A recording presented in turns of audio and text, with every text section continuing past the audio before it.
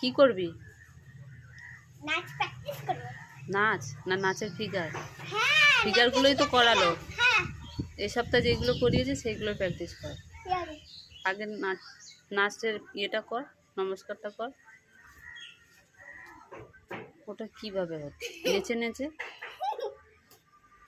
তার প্রথমে মুখে কিভাবে বলতে বলেছে? 1 হুম 2 হুম 3 সুন্দর করে বলতে হবে। 4 5 6 7 8 9 10 রাইট 2 নম্বর 1 2 3 4 4 পর্যন্তই থাক, আর বেশি করার দরকার নেই।